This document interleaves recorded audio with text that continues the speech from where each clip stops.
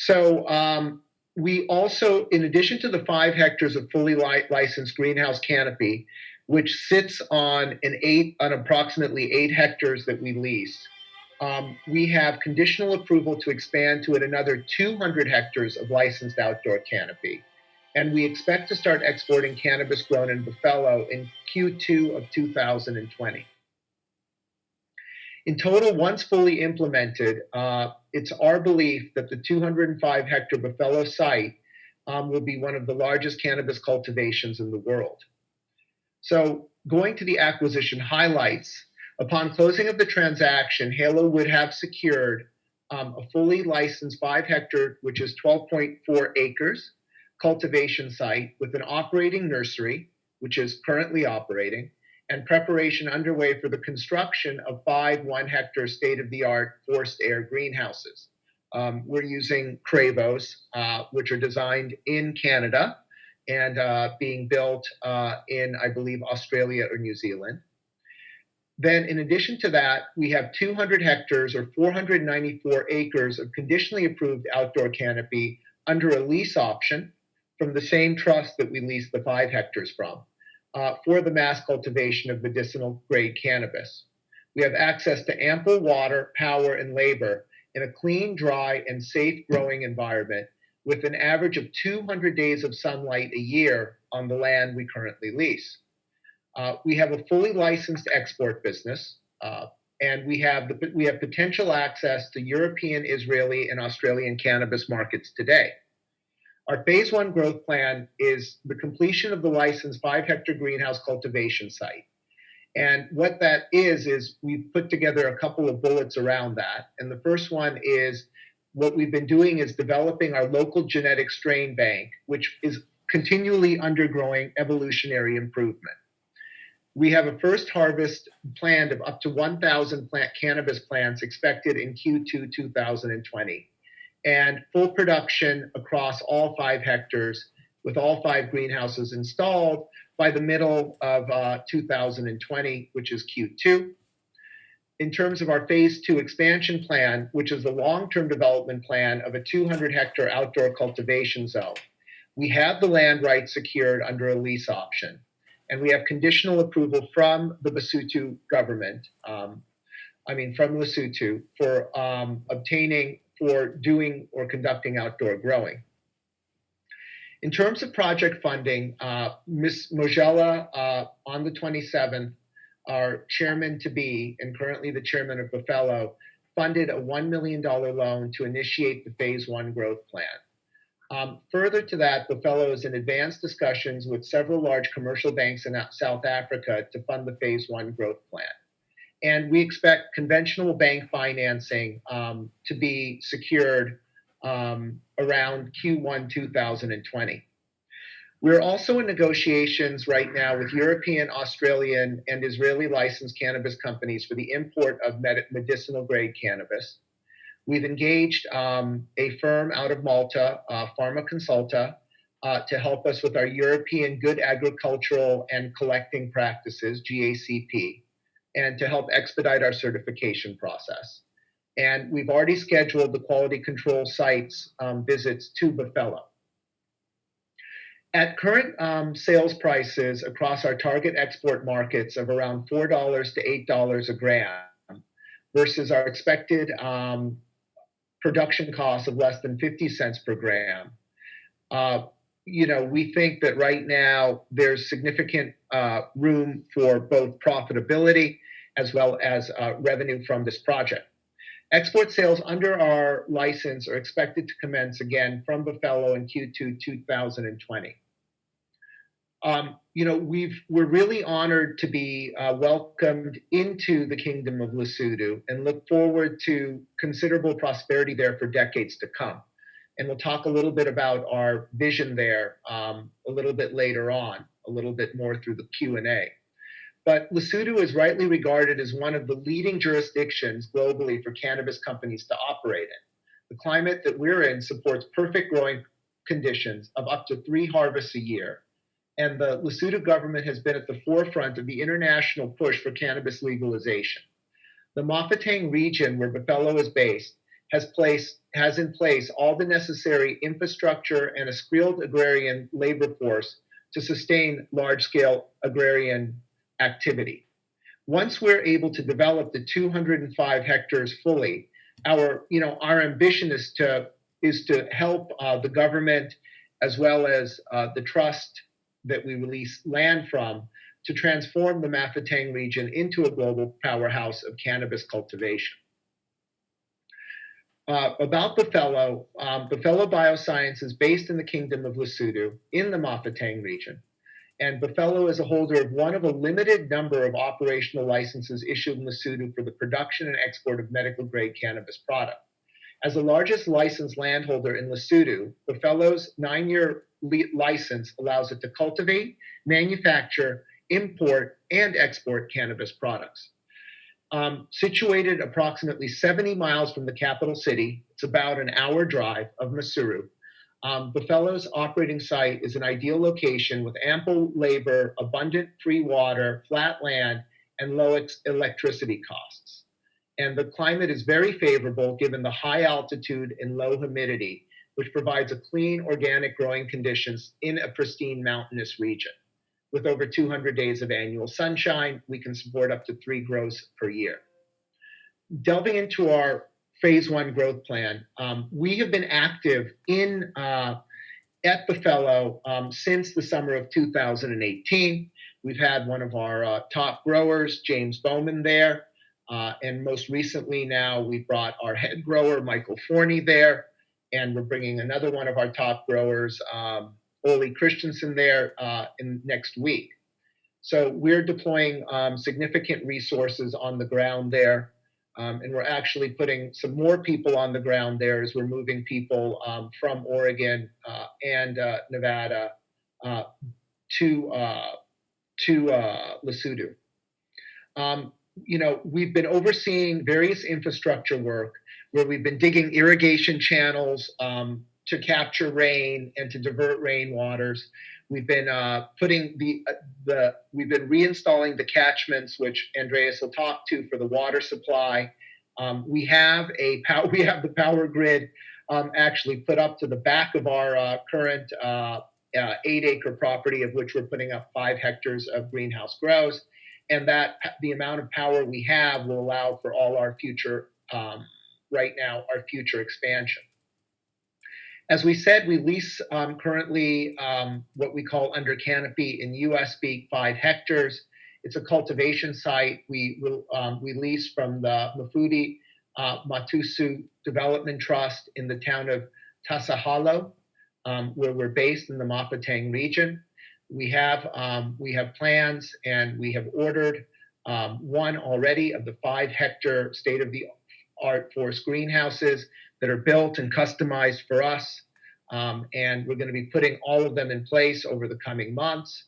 And that will enable us to get our first harvest out by the end of Q2. What we've also done is established a proprietary genetic strain bank.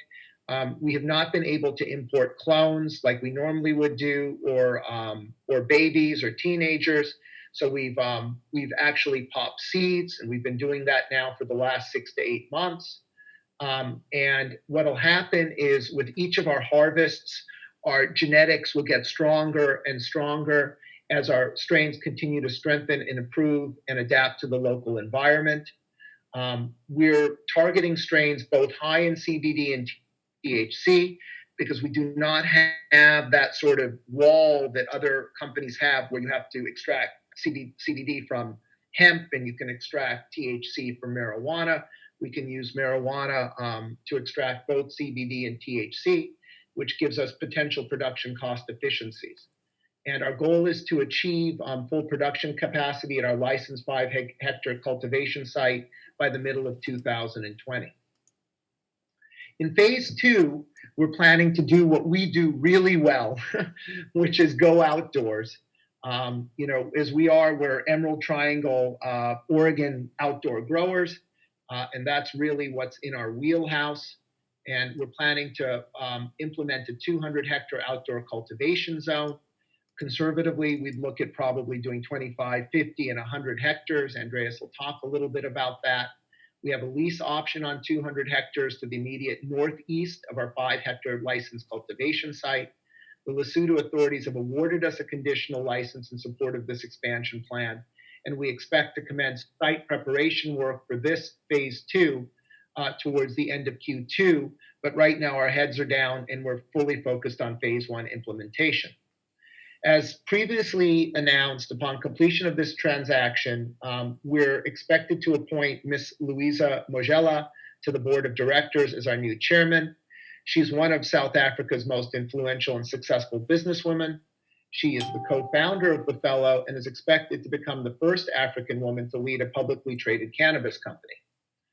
In terms of project funding, what I discussed earlier is that Louisa has provided us with a secured term loan of $1 million to initiate phase one growth.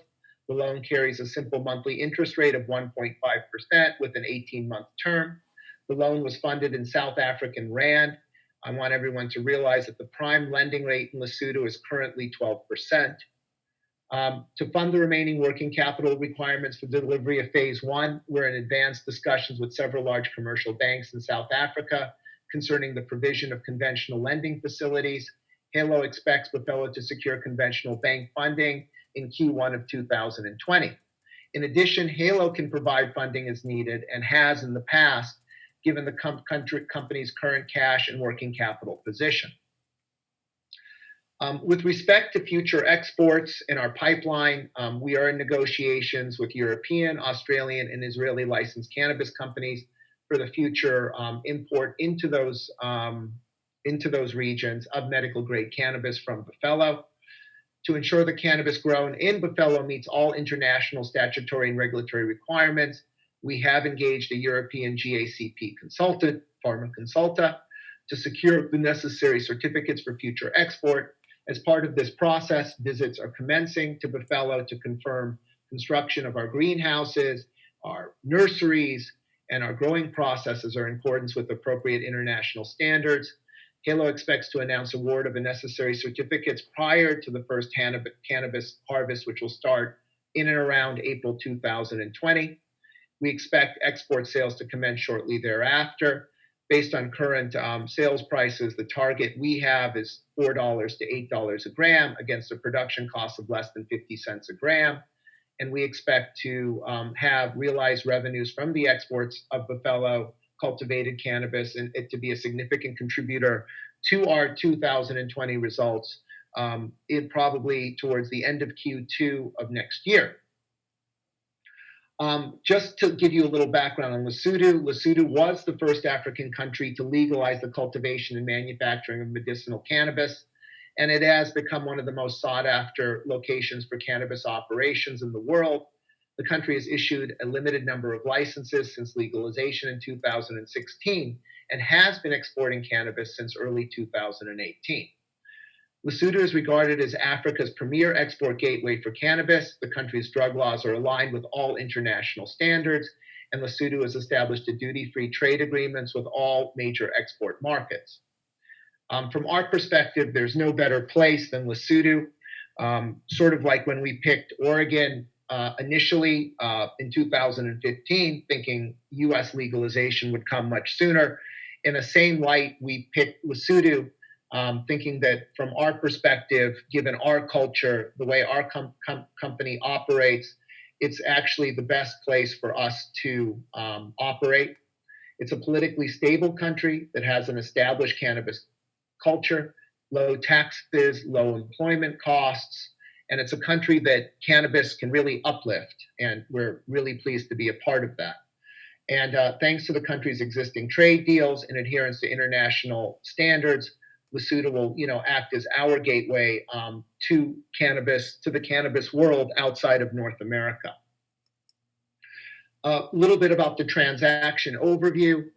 Pursuant to the purchase and sale agreement dated November 27th, Halo is a purchaser and Bophelo Biomed Private, GMG Financial Services, and other third-party lenders. We've purchased indirectly 100% of the issued and outstanding capital of Bophelo by way of 45% of the shares from Bophelo and 100% of issued and outstanding shares in the capital of Middleton Garden which holds the remaining 55% shares of Bophelo. We've also agreed to acquire receivables and certain debt claims by Bophelo to each of Bophelo and the third-party lenders.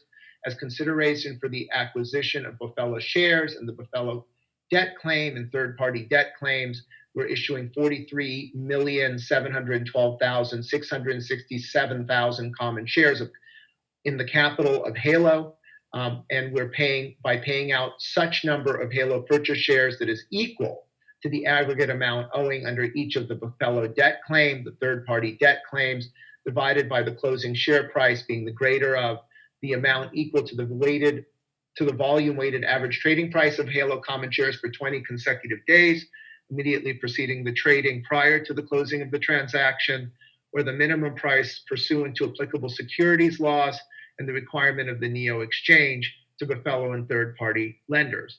And respectively, second, by paying out 2,039,333 shares to GMG and other third parties by issuing 45 and 55% of the remaining Halo purchase shares to Bophelo and GMG respectively. In addition, we've also agreed to issue 2,039,334 Halo common shares in connection to GMG with helping us negotiate and arrange this transaction. Pursuant to this agreement, the parties have agreed to provide customary representations and warranties and to perform customary actions during the period between signing and closing, including negotiating and executing an escrow agreement in which the parties have agreed that 15% of Halo's purchase shares that we're giving them will be held in escrow for a specified period, and non-competition agreements with certain of the sellers or vendors. The closing of this transaction is subject to customary conditions, including receipt of all necessary approvals, including local Lesotho regulatory approvals. The transaction is expected to close in Q1 of 2020. That being said, we're actively going full force right now with everything at the site. Concurrent with the execution of this agreement, Bophelo's entered into the loan agreement, which I described, with Ms. Mosella, pursuant to which Ms. Mosella has already provided a $1 million secured term loan. Okay, so that covers the agreement. I think the next phase is for Andreas. We have a bunch of questions that have been fielded to us. The first one, Andreas is going to answer, provided that his mic is working properly. So I'm going to turn that over. I'm going to grab the question sheet here in a second, and then I'm going to turn it over to Andreas to answer the first question. Okay, let me find it. Okay, all right. So Andreas, this is for you. That certain reports have shown that we are projecting once the outdoor grow is up, potential revenue of 800 million USD from just Lesotho. Can you give the specifics of how we compute that and a little bit of color on the roadmap of how we get there? Right. Can you hear me, Kiran? Yeah, I can hear you perfectly, and I'm going to mute. Well, wonderful. So to answer that question, it's really some very simple numbers. And to give you all a basis on how we come up with these numbers, we have arguably the largest contiguous grow in Oregon, which is about 6 acres. Let's call that maybe 3.5 hectares already. So we have some experience with large scale growing of cannabis. And so the numbers I'm about to give you are actually conservative compared to how we're doing at that grow. If we grow 100 hectares with 7,500 plants per hectare, and then get 1 pound, which is about 225 grams per plant, which is a very small number. In Oregon, we'll typically yield about 3 pounds a plant. That gets us 750,000 pounds in the harvest of the outdoor harvest at $2.50 per gram, which is significantly smaller than the numbers Kiran stated earlier. That gets us to about an $850 million harvest per season, once we're up and running across the board. And then, Andreas, why don't you talk a little bit about the roadmap and the geometric progression that we have to undertake to get there? So the numbers I just gave you follow a 4-step process, and we're in step 1. Step 1 involves what we call strain hunting. Right now, we have about 1,000 plants growing from one strain, Candy Kush. That strain is very strong. It's perfect for the Lesotho climate. It's adapting very well. We have 1,000 plants of that. We're about to plant another 150 seeds of 12 new strains, and that will take us to 13 total strains growing. We'll have about 2,000 plants in the ground as we go forward. From those 2,000 plants and those 13 strains, we will get a harvest. But before we harvest, we will clone each of those plants for a total of 10,000 clones, about 1,000 of each strain. And once we do the harvest, we'll know which of the plants produce the best. And from that point on, we'll start using those as the mothers to go to the second phase. So we'll fill up a single Cravo greenhouse, which is 1 hectare. We'll crop that out this year. We'll get 2 harvests this coming year in the next 12 months. In the meantime, there will be 4 more Cravos going up, which will use the first Cravo to populate those 4. You typically use a 3-to-1 nursery to grow stock. And so with 4 Cravos, we would have 1 that would serve as the nursery. We'll have 5. And once those all grow out, after we get the harvest from the 5 Cravos, then we will be prepared to use those 5 Cravos to expand to 15 hectares. Again, 3-to-1. So 5 Cravos to 15 hectares of outdoor. And then the fourth, that would be the third phase, which would give us a 15 hectare outdoor grow where we're expecting, I believe, 125,000 pound harvest. And then that would take us to step 4, where we then go to the 100 hectares. So we go from right now maybe 1,000 square meters to a hectare, from a hectare to 5 hectares, 5 hectares to 15 hectares, and 15 to 100. So that's generally what we call the geometric progression. And all along, what we're seeking is the best producers from the strains that we have. And I want to reiterate, the initial strain, Candy Kush, has been performing phenomenally well, beyond expectations in the climate there. Our climate is perfect. All right, thank you, Andreas. Okay, so the next question is for me, and someone asked, what is the benefit to make Louisa Magella your chairwoman or chairman? And first and foremost, I have had the pleasure of working with Louisa almost on a daily basis for the last 6 months. We've spent, I'd say, hip to hip with Louisa, Andreas, and I, along with our executive team, in the United States and in Africa, probably 3 to 4 weeks. Louisa has visited every one of our sites in America, and we've, both Andreas and I have spent significant time in Africa, and we've worked together really well. Louisa, by way of background, grew up, is Basotho from Lesotho. She grew up during apartheid. She was actually the first black person to be a teller in South Africa during those times. And she actually, came, as apartheid ended, Louisa became a very successful businesswoman. She has had her own company. It's called Wiphold. You can look it up online. I think it has assets under management of about 220 million US dollars. It's principally for the empowerment of disadvantaged women. And she has multiple projects around the world through that company. Louisa was CNBC in 2015 African Businesswoman of the Year. Louisa has sat on the board of Sasol, has sat on the board of South African Airways, has sat on the board of Sun International. She's very experienced.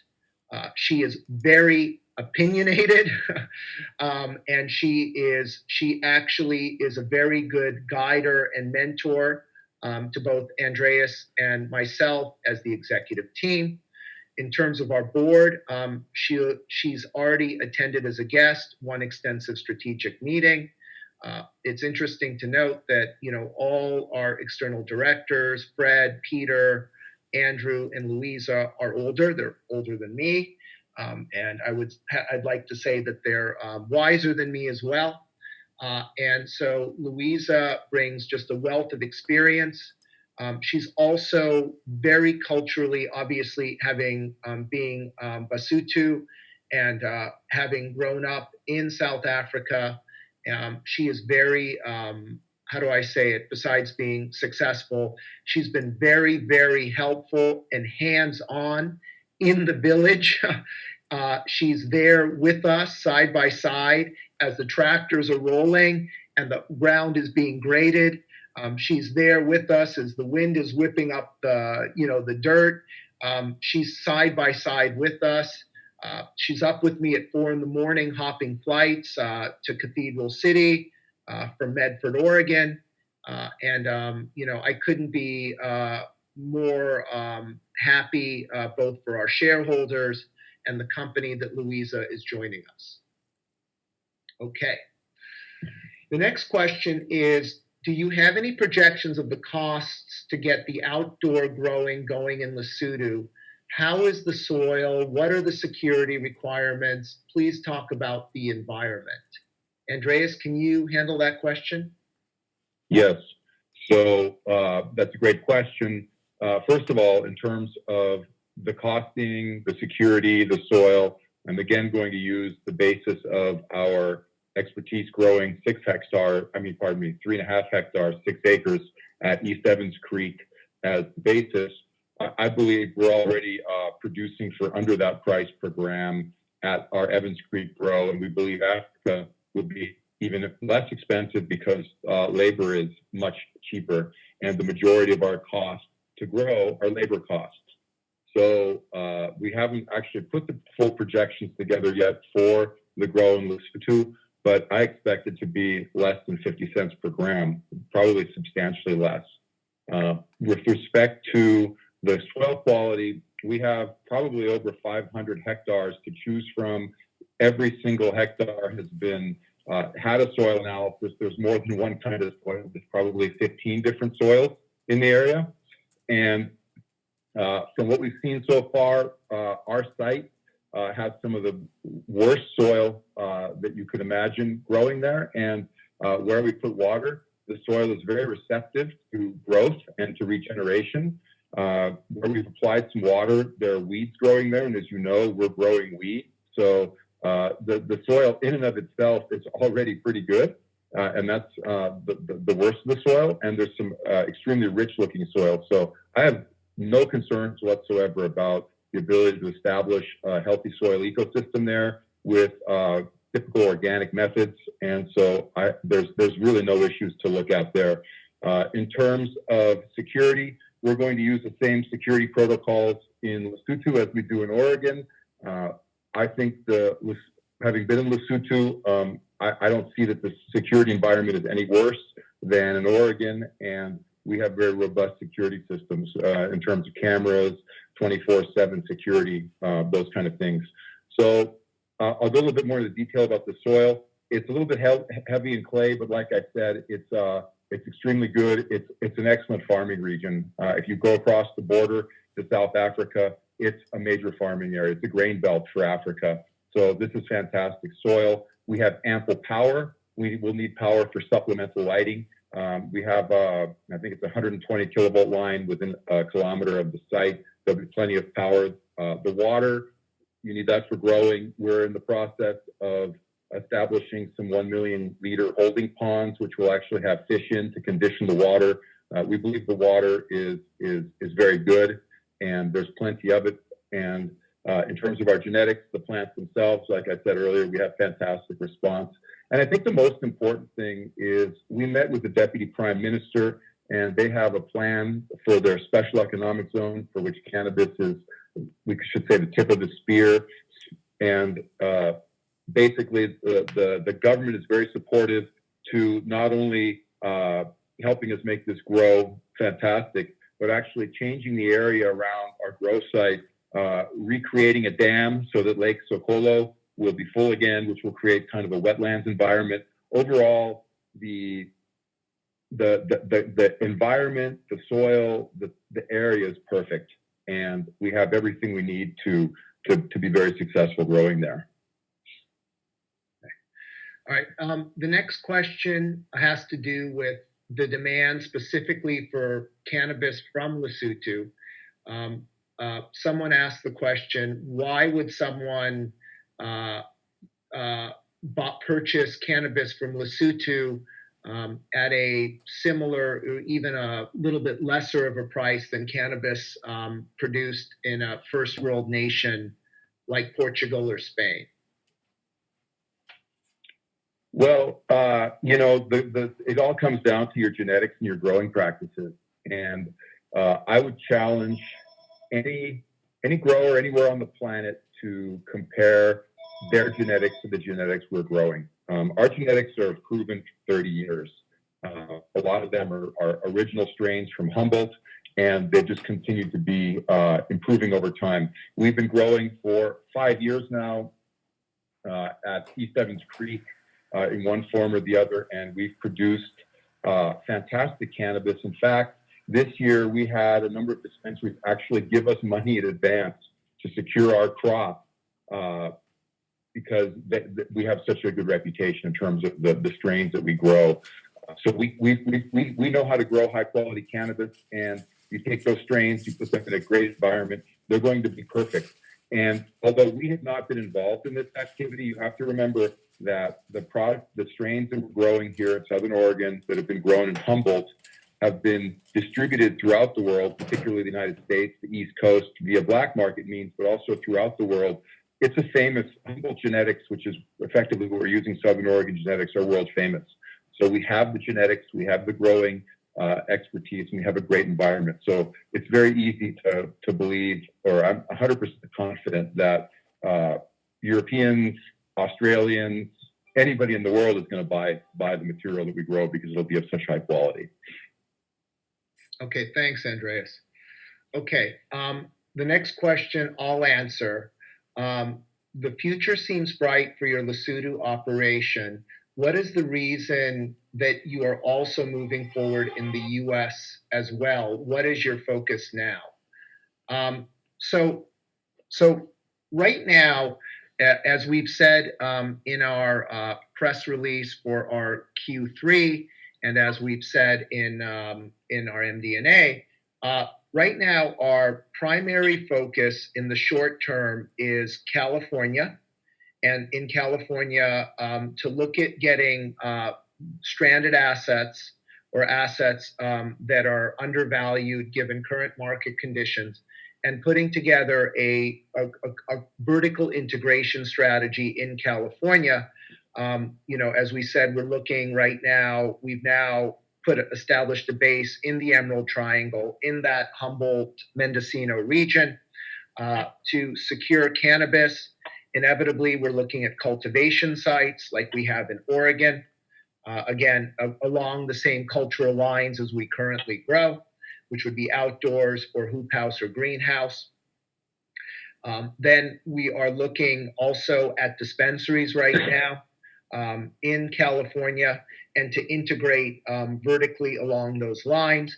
The one area that we're not looking to integrate into is distribution or running the milk routes or the trucks to the dispensaries. That is, in our minds in California, it's a very large place, and that is a very capital intensive operation. We work with NABIS on that. A lot of people have asked us, it seems a little strange for us to go from Oregon, Nevada, and California all the way to Lesotho. But to give you some perspective, Lesotho is a lot like where we come from, which is the Emerald Triangle, where it has a deep history of cannabis, and cannabis is embedded in its culture.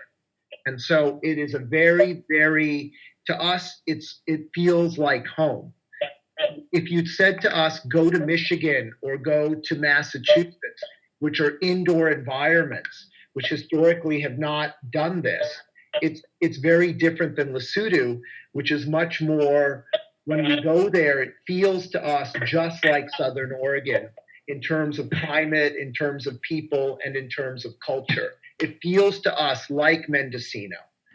So to us, it's very much of our focus, and it's very much within our ethos. Okay. So the next question was asked was, what is the situation in South Africa? Is cannabis legal there? Growing cannabis?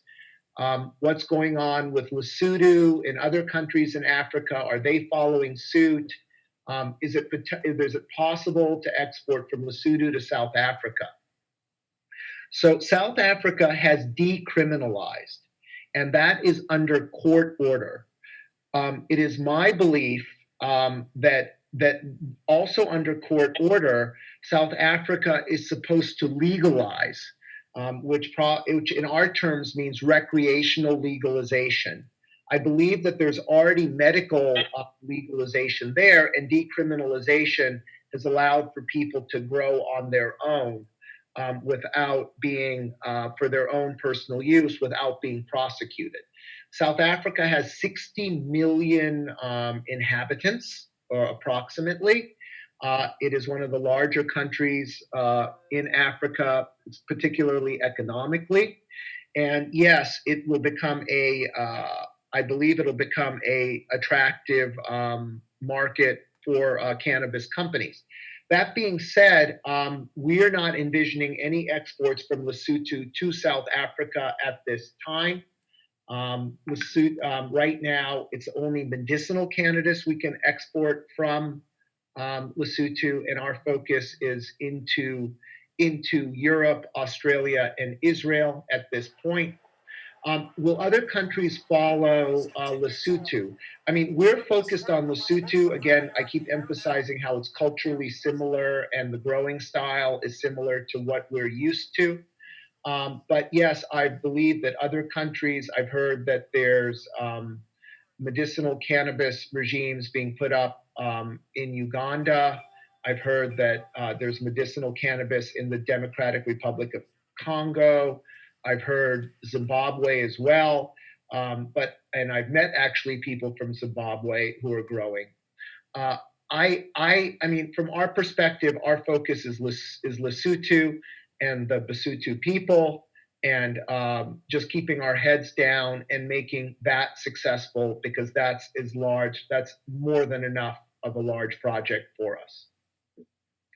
The next question is, how important is your relationship with the government and the king, and what is Louisa's standing with the king and government? So Louisa is part of the royal family. She is a relative of the king. However, in Lesotho, it is a constitutional monarchy, so Louisa is not active in government, nor has she been active in government there. Our relationship with the government there is a good relationship, I would say. We've promised certain things, we have to deliver.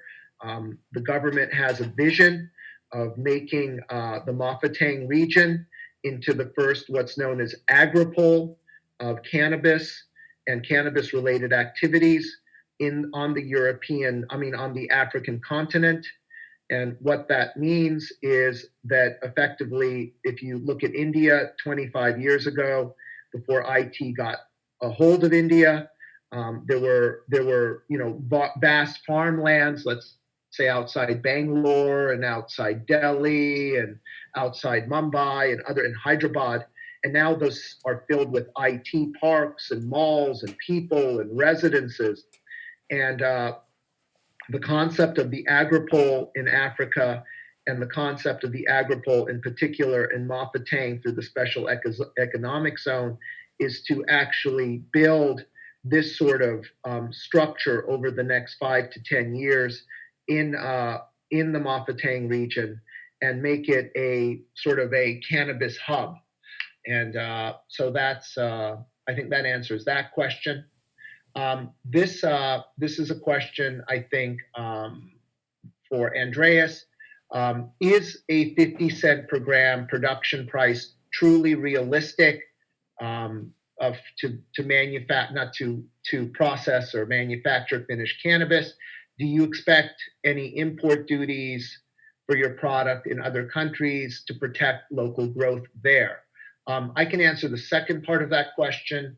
Right now, there are no import duties for cannabis to other countries.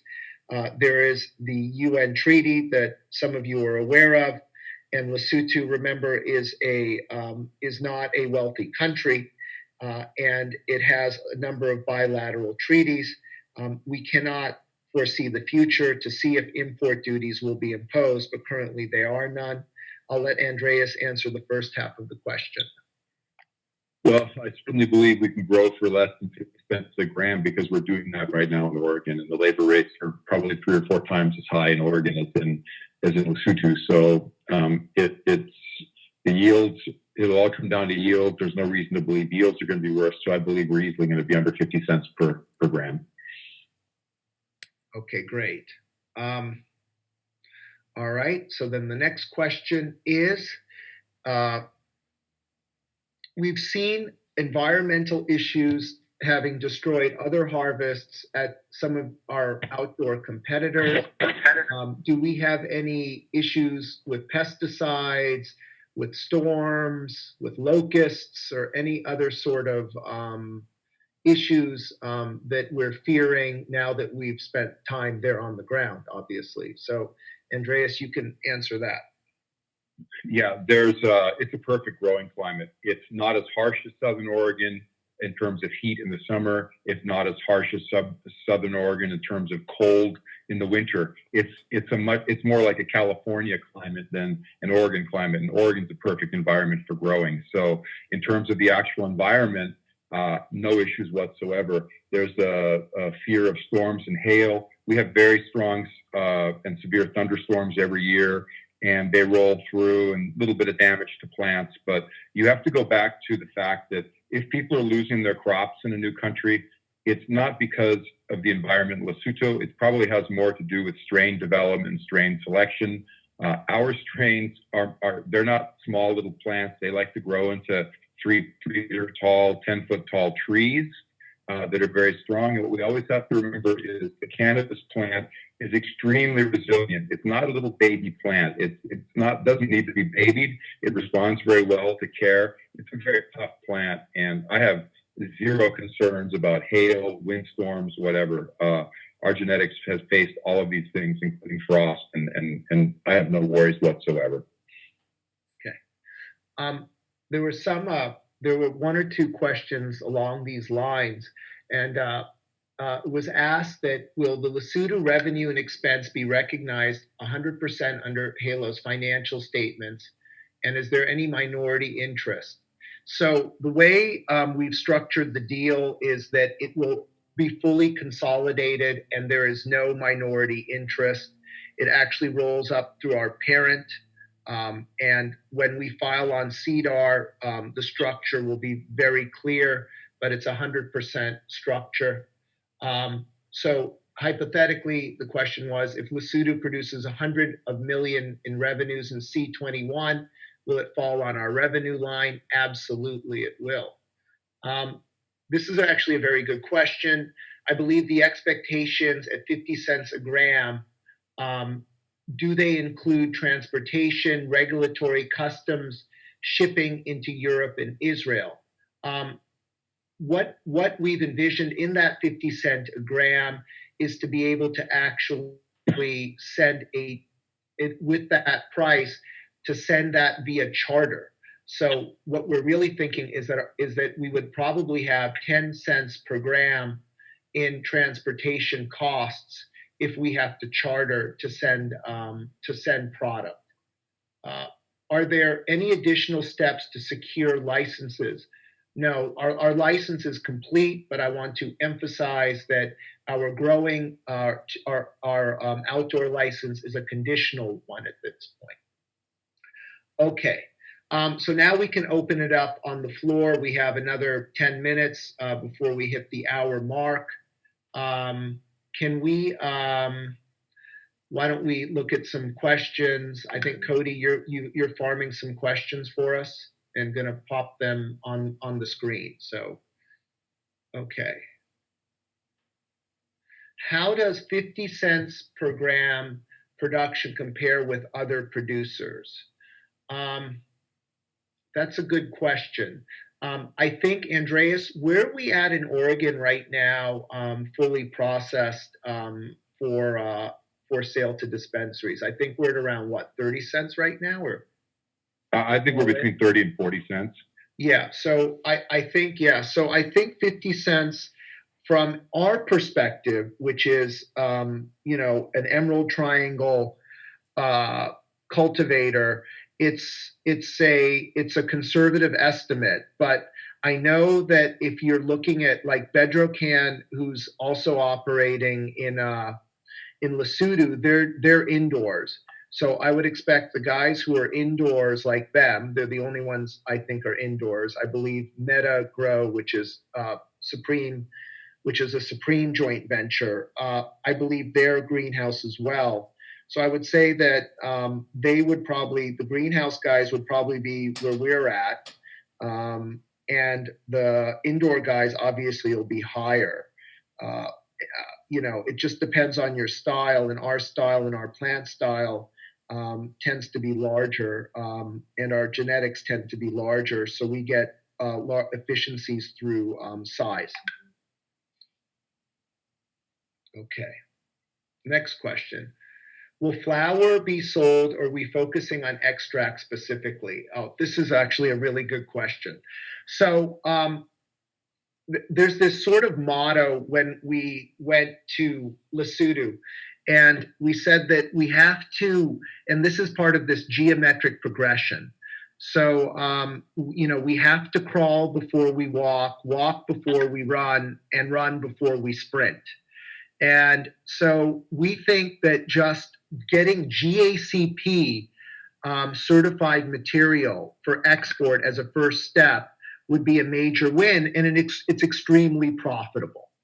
At the same time, the government in the Mafeteng region has identified a very large facility, which was a former textile mill that they've cleaned up, that would act both as a drying facility, and B, and I've put some pictures of this online, and would inevitably act as a great facility for extraction. But I wouldn't expect any sort of sales from oil, at least for another year. And the reason being is that when you export oil internationally, it has to be under current good manufacturing practices, which is a very high standard. And there have been two guys who have been aggressively going for this in Lesotho, one being Metagrow and the other one being Verve. Metagrow is a Supreme joint venture, and Verve is an Afria project. And so our thought process right now is to export flower and biomass for extraction, and potentially even sell biomass for extraction to Metagrow or to Verve as we begin producing it, since our cultivation is going to be, at this point, planned to be much larger than theirs.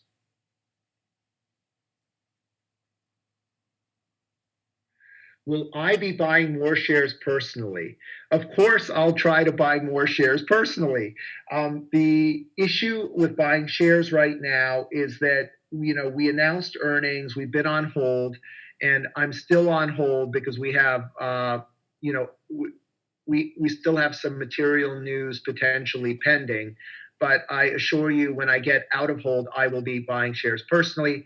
As you know, Andreas, Philip, and I, we take our compensation in shares, and you know, that's what we do. We believe in the stock. We believe in the company as founders.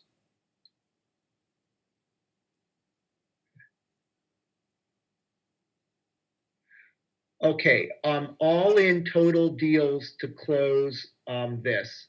So this is from Andy Edwards, and he said that we're issuing 40,786,667 common shares. How many additional shares are being issued for consulting and other other all-in shares to close the deal? He's asking. So what I said in the press release, which is towards the second page of the release, under transaction overview in the fourth paragraph, there are another 2,039,334 shares being issued to Geneva Management Group in connection with an arrangement fee to put this very complicated deal together.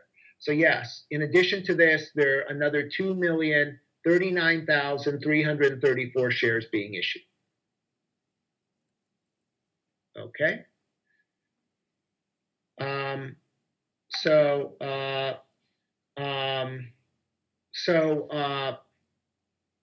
Okay. I think that's it, unless there's any more questions. Wait, there's one more coming. No, that's it, it looks like. So, there's a question about a price per share. So, on this transaction, there isn't a price per share. There's just a number of shares, so it's not subject to price fluctuation. What strategies are you implementing to compete with the black market in California? The whole thing is, in Oregon and in California, obviously there's a large black market, but when we factor in pricing with our products, be it our shatter, our live resin, our vape cartridges, we've always been in the value end of the spectrum. And so we take into consideration black market pricing. That being said, there seems to be recently a massive eversion to the black market, considering that, that there have been reported issues with vape cartridges and black market product that has led to serious health consequences. So it doesn't factor into our calculus as much as it did 6 months ago. Okay, we are now 1 hour in, so I think this would conclude the call. Thank you, everyone, for participating and listening to us for this 1 hour. We look forward to future calls. Everyone, have a good weekend, and for all the Americans, have a good Thanksgiving holiday. Bye-bye.